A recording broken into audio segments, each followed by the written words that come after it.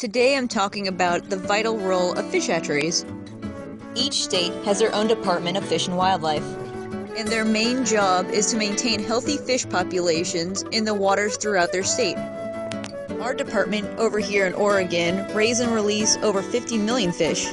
Most of our facilities usually release salmon and steelhead as smolts, and smolts are about 6 inches long. That's when they are ready to begin their seaward migration. Trout are stocked in rivers, lakes, and reservoirs as 2-inch fingerlings. Their catchable size measuring about 8 inches, as the trophy-sized trout are several pounds each, like these big guys. Fall and early winter are the busy times at salmon and steelhead facilities. This is when adult salmon and steelhead return from spending 1 to 5 years out in the ocean. Hatchery workers remove eggs from the adult fish to begin the production cycle once again. Trout hatcheries operate on varying schedules, taking eggs from adult fish held on the site year-round, or from fish collected at remote trapping locations. One of the best things about living on a boat means that I can just test right outside my back door. Salmon and steelhead are what I test on the most right now, but bottom feeders are extremely important, especially while living on the Columbia. You see, back in the day, Oregon didn't really have strict regulations on rivers and ponds and dumping facilities. The Willamette and the Columbia used to be really toxic to even swim in, let alone eat fish.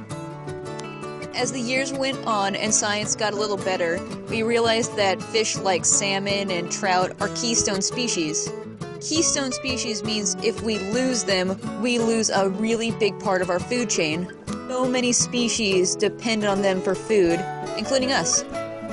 Since then, our waterways have become very healthy. But anyways, back to bottom dwellers. Bottom-feeding fish are extremely important to test on. They spend their lives eating things at the bottom of the riverbed. Riverbeds that still have toxins buried deep within their soil. They live for years, so testing on them we can see the kind of impact the toxins will have over time.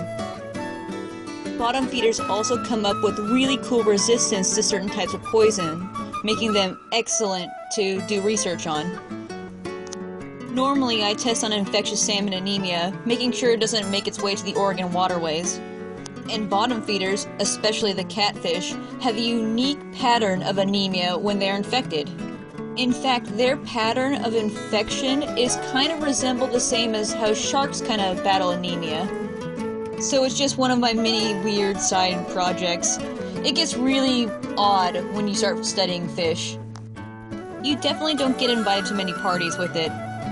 So I suggest to new scientists to take up something like juggling or fire breathing, or become a really impressive alcoholic. I like to impress the ladies by smashing beer cans on my head. It hasn't worked yet, but I'm pretty hopeful.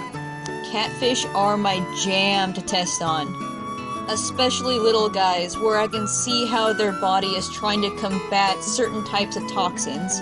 And these decaying fish also show me how plants respond to them too.